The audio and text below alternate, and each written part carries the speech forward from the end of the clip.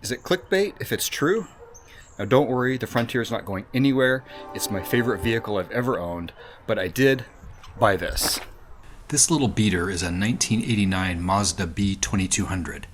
It's just a very basic two-wheel drive pickup, but it has something the Frontier doesn't have: an empty, usable truck bed and an economical little 4-cylinder engine.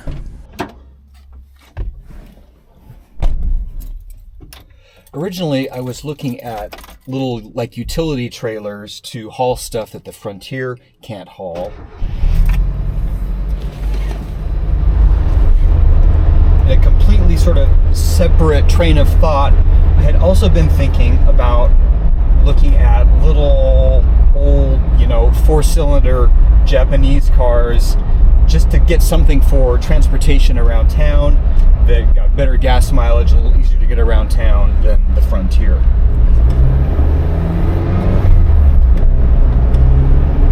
And then finally it occurred to me, if I'm going to have a trailer taking up space in the driveway, if I'm going to have a second car taking up space in the driveway, why not just combine those two into one unit? So almost a year ago, I sliced off a tiny little bit of budget that I just set aside so that I could buy a little vehicle of some sort. And I wasn't in any huge hurry. It took me nearly a year to find something. I just slowly, casually looked, kept my eye on listings on Craigslist and Facebook Marketplace. Largely what I saw for the amount of money that I was willing to spend were just absolute trash heaps. And I wasn't even sure if I was going to get into something for the very, very small amount of money that I wanted to spend. Now, I'm not going to get into specifics, but for the price that I paid for this truck, some trucks that I saw weren't even running, had interiors that were completely trashed, no headliner, no door panels, gaping holes in the dash, possibly running but in immediate need of significant repair, stupid mods, oversized tires. So this was an estate deal. The previous owner of this truck, who had had it for at least 20 years and was, as I understand it, was the second owner of the truck, he passed away, and I actually bought this from the daughter. Bought this from the daughter of the owner. Now, she did have assistance with the sale. A family friend who was a mechanic actually helped with the sale and did some work on the truck, and so I didn't take advantage of anybody or anything. I think they just priced it for a quick sale, and I got lucky to be the first person to spot the ad. So the main original reason I wanted to get a little truck was to have the ability to haul stuff, whether it's large materials from the hardware store, like a 4x8 sheet of something, or the ability to haul yard debris or dirt, whatever else I would need. I really miss having a pickup truck for being able to do those kind of things. Another reason, as I mentioned, was that I wanted a vehicle that was easier to get around town and easier on fuel for running errands. The Frontier, as nice and comfortable as it is to drive, gets terrible gas mileage around town and is not at all fun to maneuver around parking lots. I can't see out of it very well. It has a terrible turning radius. I'm constantly worried I'm going to hit something. 90% of the time, I look for parking spots at the far edges of parking lots where I can pull through, where there's no other parked cars, and I just hoof it to get to the store. Also, neither of my kids know how to drive a manual transmission. They just never had the opportunity. There's never been a vehicle for them to learn on. And, well, I realize it's pretty common for young adults these days to not even know how to drive a manual transmission. I think it's an important skill to have. You just never know when you might need to drive one.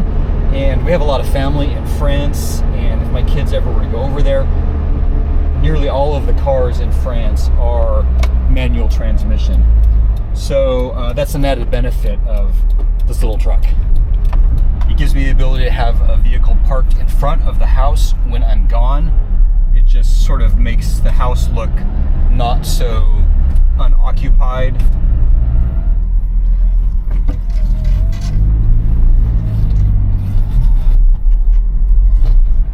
I love how easily I can see to back up in this. Oh, that's so nice.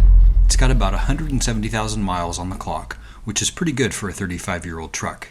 And given its age, the interior is in remarkably good condition. With my budget, I really didn't expect to find something this well preserved. The headliner is fully intact. No tears in the bench seat, and the door panels are in reasonable shape, although not perfectly affixed. The dash has a bit of cracking, which is to be expected, and even the original AM/FM radio is still in place. The jack and tire iron are still here too. And this is a full 6-foot bed. It's actually just a little over 6 feet. It's a little bit narrower than the Frontier, but quite a bit longer. I could maybe get a third of this into the truck with the camper setup, but even if I did that, man, it would sure make a mess of things. Probably damage some stuff. And bonus added value here, this one comes pre-dented, so I don't have to take it down to Utah and bash in the side of it on some rocky trail like I did with the Frontier. It already fits right into the family. Both the front and rear bumpers are pretty bashed up, but I mean, who cares? These are the original wheels that came on the Mazda B2200. I'm not certain if this wheel arch trim is original or if it was something that was added by somebody. I suspect it was some aftermarket product that was added. This one is just the way it's kind of hanging off of there really gives the truck a little more of a beater appearance. And so maybe these are just going to go away entirely. These stylish decals are your assurance that this is definitely a product of the 80s. The paint on the hood and especially on the roof is definitely faded.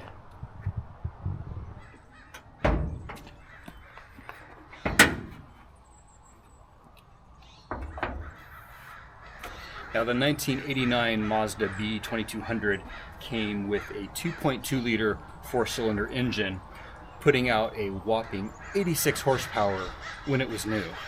This is actually a carbureted engine, not fuel injected. Just remarkably simple. Distributor cap for the spark plugs. All this space. And as you know, I've never been particularly mechanically inclined, but this engine is so simple. I feel like I could probably do at least some work on this engine myself. I mean, look at how accessible these spark plugs are. They're just right there on top. I was fortunate that in preparing the truck for the sale, a friend of the family did some work on this, including new timing belt, did the full sort of tune-up with the new distributor cap, new spark plugs, new spark plug wires, new exhaust manifold up here, and new front brakes. Oh, and a new battery too. Those are all the types of things that you might commonly have to tackle right away when you buy a cheap old beater truck like this. And so it's just nice that a bunch of that stuff is already done. The truck is in really good running condition. And so as I'm able, I can focus on a couple of other issues that need to be addressed.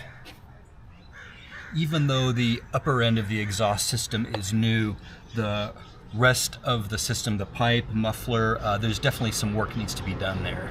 And while these tires still have some decent tread on them, I believe they are very, very old. They don't even have the standard Department of Transportation code on them that tires have had since like 2000, I think. These need to be replaced. Now, this had a topper on it when I bought it. And the point here obviously is to have a truck bed, have the ability to haul stuff, haul bigger materials, haul piles of yard debris, which I can't do in the Frontier.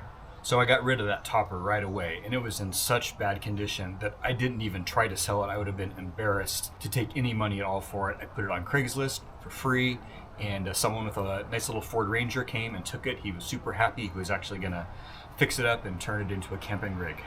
Now, will I be lifting this truck? Absolutely not.